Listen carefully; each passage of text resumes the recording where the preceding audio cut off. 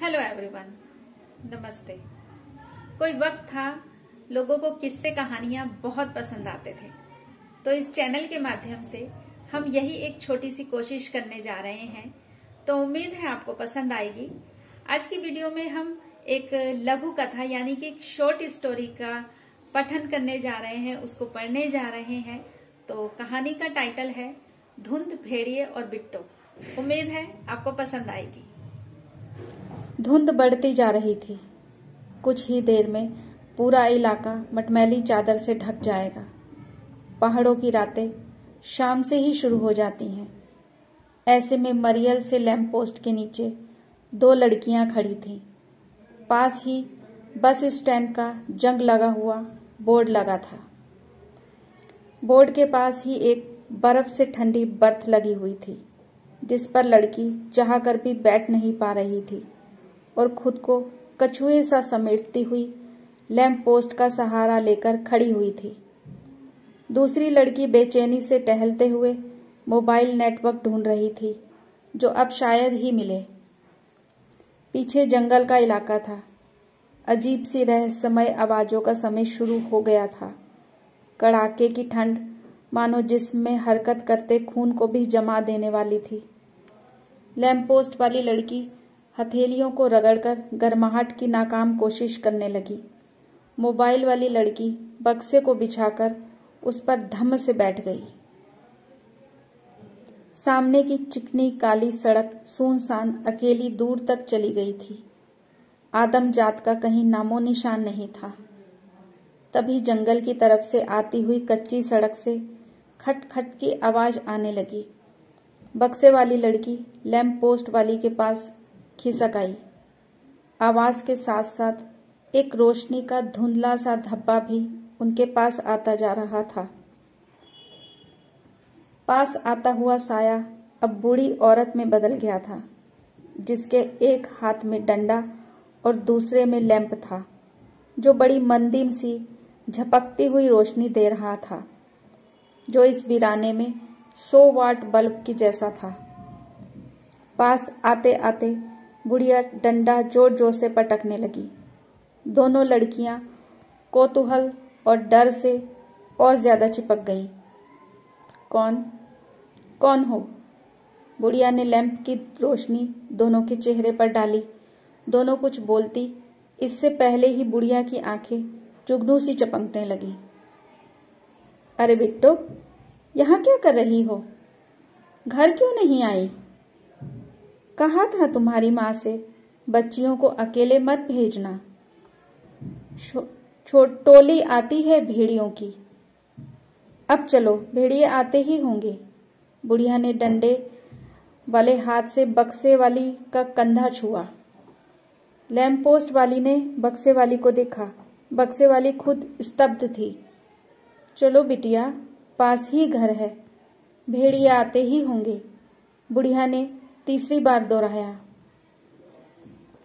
इस बार बक्से वाली ने बक्सा उठा लिया और बैग जबरदस्ती लैंप पोस्ट वाली को पकड़ा दिया और बुढ़िया के पीछे चल पड़ी। बामुश्किल 30 कदम की दूरी पर ही एक घुमावदार मोड़ पर चढ़ाई थी। बुढ़िया अभ्यस्त कदमों से आगे बढ़ती जा रही थी और वो दोनों मुश्किल से थके कदमों से बुढ़िया का अनुसरण कर रही थी। कुछ कदम चलने के बाद बुढ़िया एक काले पुराने लेकिन बड़े से गेट के सामने रुक गई और उसे अंदर धकेलते हुए बोली, आओ बिट्टो, दरवाजा बंद कर दो, भेड़िए ना आ जाएं। चौथी बार दोहराया। दोनों अंदर आ गईं। बुढ़िया ने मोटे काले दरवाजे पर पुरानी कड़ी वाली संकल चढ़ाकर ताला लगा दिया। वो लैंप उठाकर फिर आगे बढ़ गई। दोनों मोहिनी सी बंधी हुई उसके पीछे पीछे थी।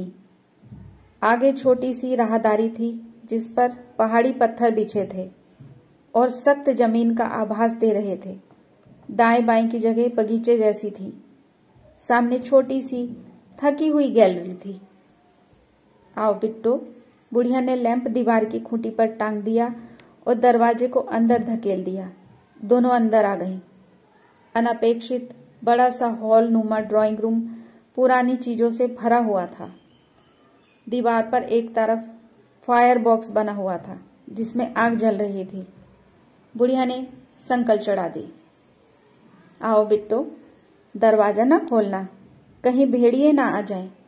बुढ़िया ने 5वीं बार कहा और जूते किनारे पर उतार दिए।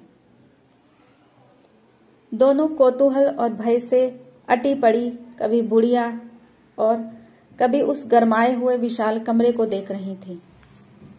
बुढ़िया बहुत जल्दी ही गरम गरम रोटियां बना लाई थी, जैसे उनके आने की खबर पहले से ही हो। पुरानी सी केतली में चाय थी जिसे बुढ़िया ने खास लंबे गिलासों में उड़ेल दिया। दोनों भयंकर शंकाग्रस्त होने के बावजूद पेट भरकर रोटी भी खा गईं और चाय भी पी गईं। बुढ़िया बिट्टो बिट्टो कहती हुई जाने कितने ही किस्से सुना गई। दोनों का बाहर धुंध में गुम होने का कोई मन नहीं था।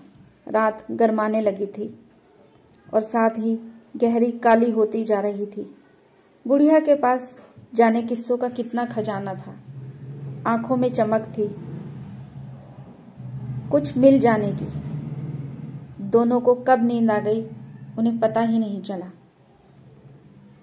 गहरी धुंध के बावजूद कमरे में कुछ सफेद उजास रोशनदान से छनकर अंदर भर रहा था। बक्से वाली ने महसूस किया कोई उन्हें हिला रहा है। दिमाग में घंटी बजी तो तुरंत उठ बैठी। बुढ़िया सामने थी। लैंप वाली अभी भी गहरी नींद में थी। उठो बिट्टो, कुछ खा पी लो।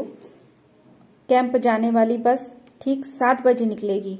बुढ़िया चाय गिलासों में उड़ेल रही थी। लड़की ने पहली बार गौर से देखा बुढ़िया की ममता भरी हुई आंखों को। वो अंदर चली गई।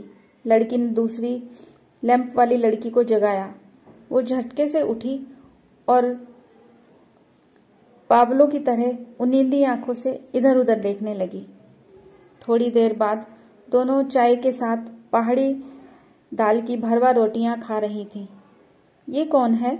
लैंप वाली ने तस्वीर की तरफ इशारा किया। बुढ़िया की चमकीली आंखों में उदासी की धुन जमने लगी। बिट्टो, मेरी बिट्टो। बुढ़िया के होठ बड़बड़ाए। दोनों को लगा रीढ़ की हड्डी में कुछ जम रहा है, लहरा रहा है। वो डर रही थी।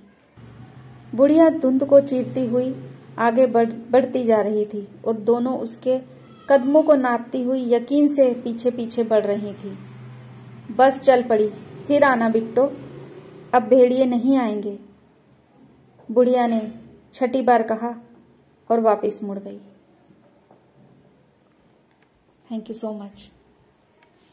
अगर आपको कहानी जरा से भी पसंद आई हो तो प्लीज़ चैनल को सब्सक्राइब जरूर कीजिएगा और इस कहानी को शेयर भी करिएगा। फिर मिलते हैं।